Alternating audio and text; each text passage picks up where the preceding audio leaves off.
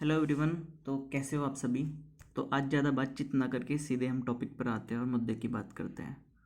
तो आपने पिछले कुछ दिनों से देख ही रहे होंगे कि चैट जीपीटी नाम का एक एआई सॉफ्टवेयर मार्केट में लॉन्च हुआ है, और आपने बहुत सारी वीडियोस इस तरीके की भी देखी होंगी कि गूगल को उसने पीछे छोड़ दिया और लोग उसको बहुत ज़्यादा कॉम्प्लीमेंट दे रहे हैं। तो फिर इसी तरीके से मैं पिछले काफ़ी दिनों से उसको एनालाइज कर रहा हूँ, और इधर आप ये टॉपिक्स देख सकते हैं कुछ, और यहाँ पे मैंने उससे बातें भी करी हैं। तो ये सब मैं देखना चाह रहा था कि एआई कैसे काम करता है और ये किस हद तक रियलिस्टिक हो सकता है जैसा कि इसको मार्केट किया जा रहा है।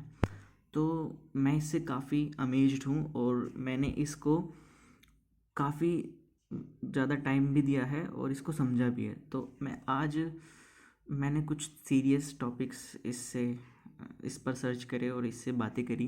तो काफ़ी हद तक मुझे बहुत सेटिस्फैक्ट्री रिजल्ट मिला।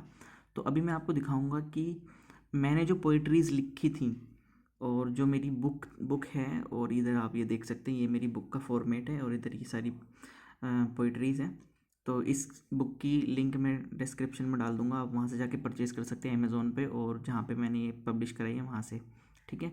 तो ये इस तरीके से कुछ पोइट्रीज़ थी। तो मुझे तो पता था इनका सबका मीनिंग, लेकिन मैं जानना चाह रहा था कि जो मैंने पोइट्रीज़ लिखी हैं उनके उनके जो पीछे का मीनिंग है उसको ये समझ पाता है या नहीं। तो मैंने इसको अपनी 3-4 पोएम्स एनालाइज करने के लिए बोला, जैसे कि आप यहाँ पर अब ये देख सकते हो। मैं जूम इन कर देता हूँ। हाँ, ये जूम हो गया। तो ये मैंने लिखा है यहाँ पे, एनालाइज दिस पोएम। तो ये मेरी एक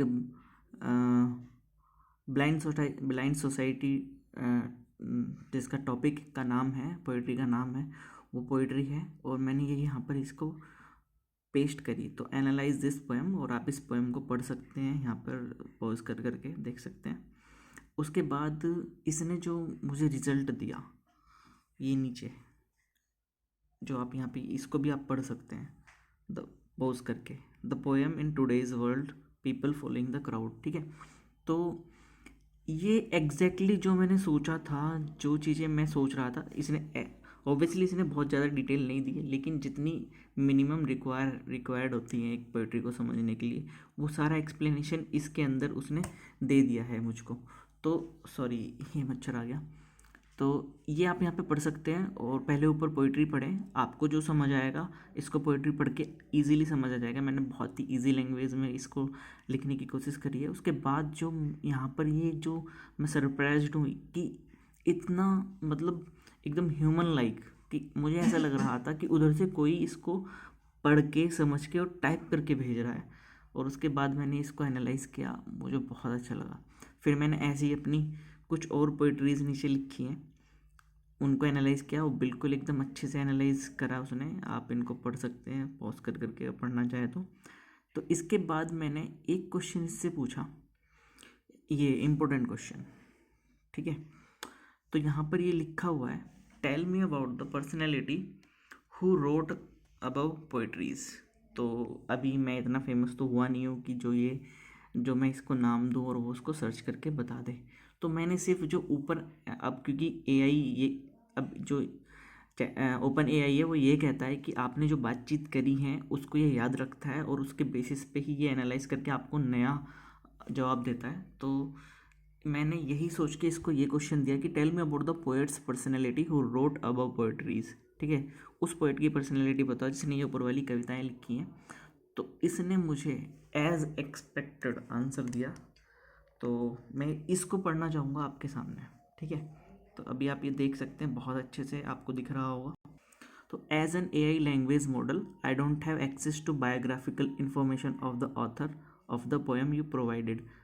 तो जो मैंने पोएम्स प्रोवाइड कराई हैं उसके नीचे मैंने अपना नाम दिया नहीं, और मेरा अभी कोई इतना कहीं भी कोई ऐसा पेज नहीं है जहाँ पर मैंने अपने बारे में लिख रखा हो या किसी ने मेरे बारे में लिख रखा हो। तो वही इसने बोला है, without knowing the author's name on background it is impossible to provide any information about their personality. तो जब तक इंटरनेट पे इसको कुछ पता नहीं चलेगा मेरे बारे में, तो ये मेरी पर्सनैलिटी के बारे में वो नहीं बता सकता, या ऑथर की पर्सनैलिटी के बारे में नहीं बता सकता। बट जो मैं जानना चाह रहा था अपने क्वेश्चन में, पोएट की पर्सनैलिटी अब पोइट्रीज़ के बेसिस पर, वो इस थर्ड लाइन से हाउएवर से शुरू होती है। और मैं ये जानकर हैरान हूँ कि ये इतने अच्छे तरीके से कैसे समझ पाया।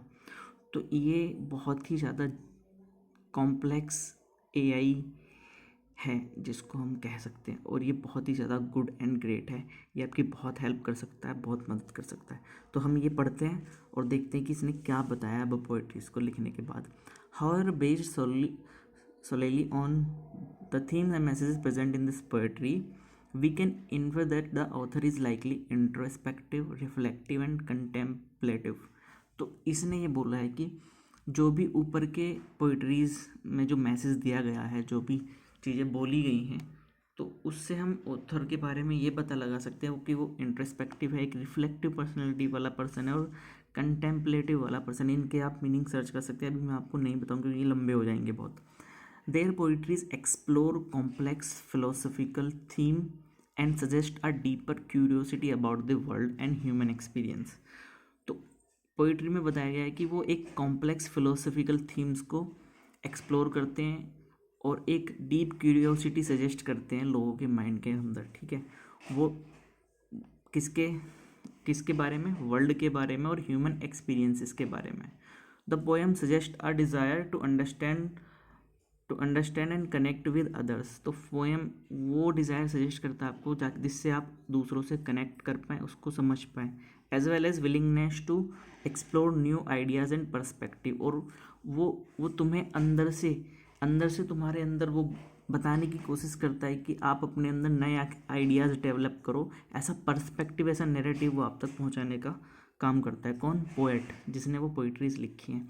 तो आपको अगर वो पोइट्रीज़ पढ़नी है तो मेरी बुक का नाम है the words in my words by Kumar Abhishek. आप अमेज़ोन पे जाके सर्च कर सकते हैं, आप नोशन प्रेस पे जाके इसको खरीद सकते हो और डिस्क्रिप्शन में भी लिंक है। उसके बाद overall the poet appears to be someone who values introspection, personal growth and deeper understanding of world around them. तो पोएट जो है वो ऐसा प्रतीत होता है, ऐसा समझ आता है, जो वैल्यू करता है इंट्रोस्पेक्शन, पर्सनल ग्रोथ एंड उसको डीपर अंडरस्टैंडिंग है उसके आसपास की दुनिया की, आसपास के वर्ल्ड की। तो अभी मैंने इसको सिर्फ 4 पोइट्रीज़ दी हैं, उसके बेसिस पे मुझे ये चीज़ें उसने समझाई हैं मेरे बारे में, क्योंकि हम अपने आप को उतना ही देख सकते हैं जितना हम अंदर से जानते हैं। कुछ चीज़ें सामने वाले पर्सन हमें फीडबैक देते हैं, उससे हम समझ पाते हैं। तो ये मेरे लिए एक फीडबैक की तरह है और इसको मैं काफ़ी वैल्यू करता हूँ और मैं इसी तरीके से अपने आप को आगे बढ़ाता जाऊँगा, आगे डेवलप करता जाऊँगा। Thanks for watching this video. ChatGPT के लिए इसको शेयर करें, सब्सक्राइब करें मेरे चैनल को और जुड़े रहें मेरे साथ। Thanks for watching, bye, take care.